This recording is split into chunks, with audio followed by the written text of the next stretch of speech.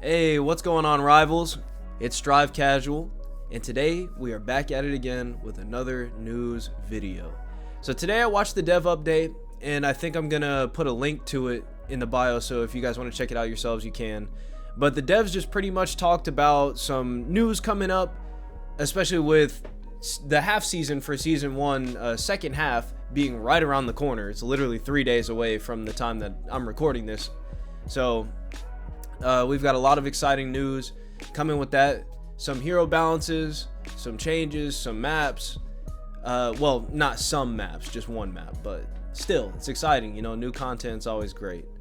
For this video specifically, I will not be talking about hero balances. There will be an individual video for each class of hero after this one. So Vanguard changes, strategist changes, and duelist changes. We'll go over that on their own videos. For this one, this is just kind of general news. So if you want more news like this, more content like this, then go ahead and subscribe, get updates for when those new videos come out about the hero balances and for anything else in the future. I think I'm starting to find some games, some other stuff that we could start talking about and things like that. Let me know in the comments if you guys would like me to cover stuff like state of play and things that aren't just Marvel Rivals. But yeah, that being said, let's go ahead and get into it.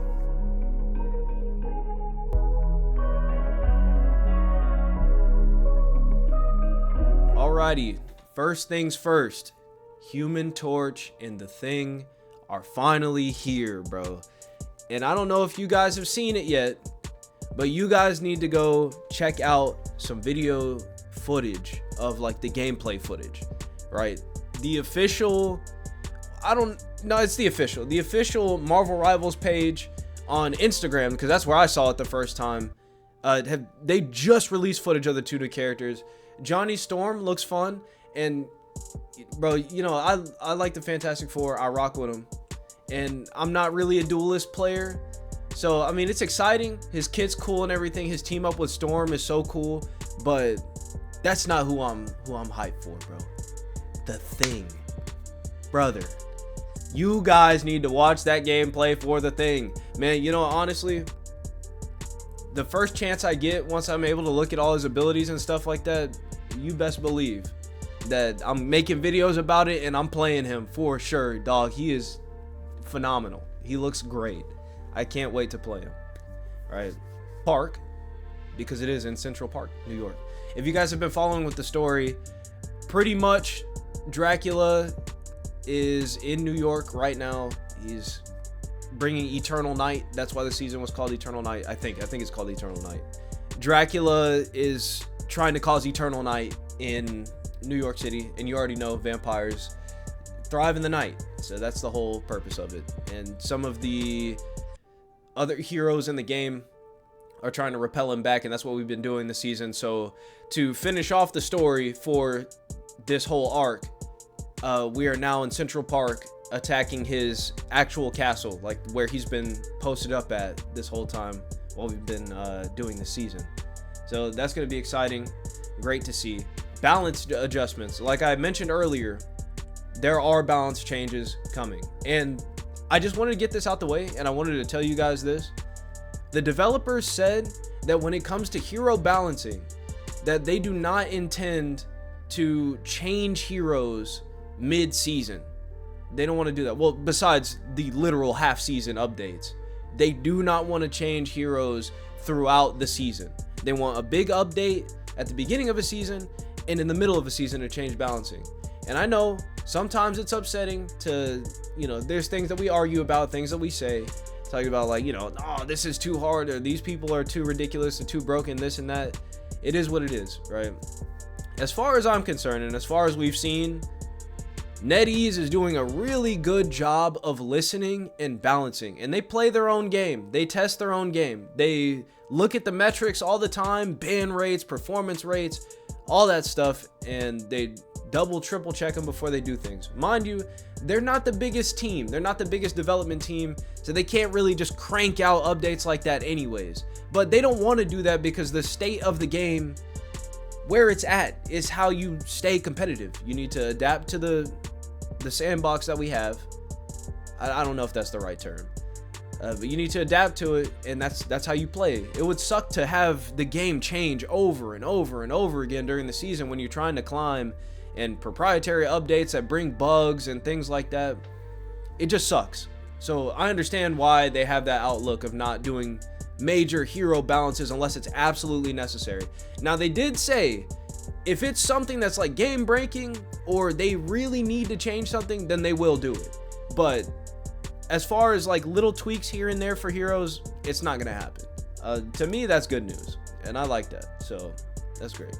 So the new reward system, the last video that I posted about the patch notes, I talked about Invisible Woman, or her skin, being awarded after you play 10 competitive matches. My information was wrong, or either that or they changed it afterwards.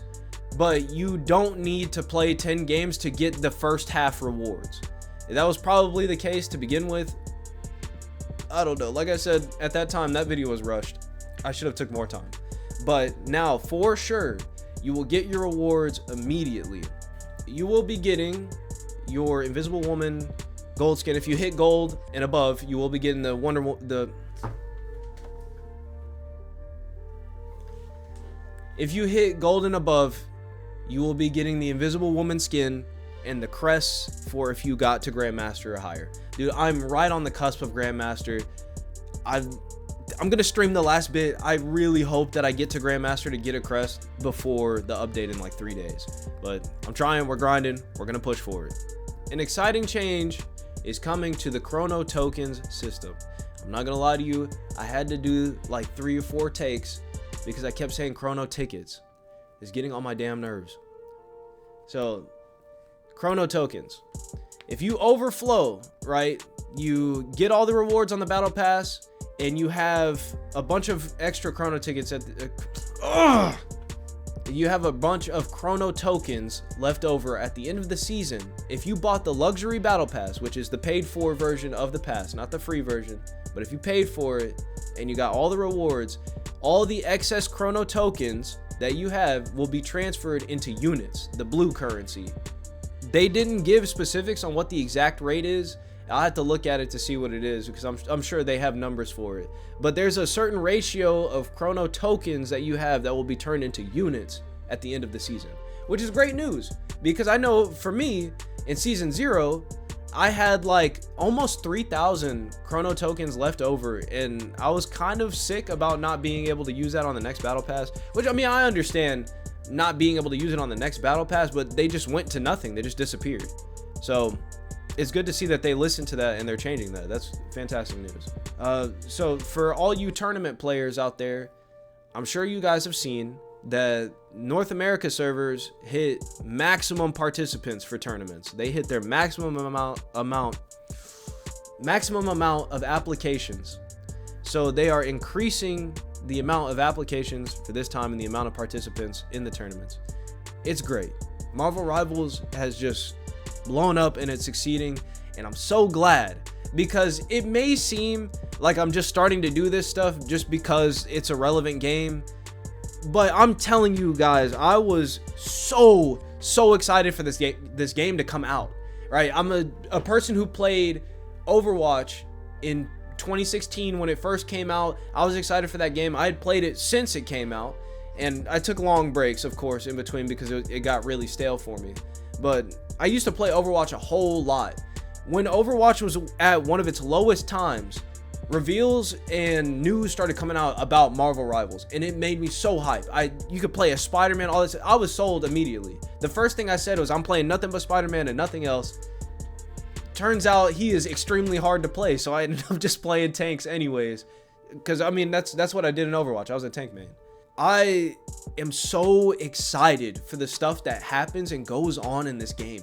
The developer is amazing.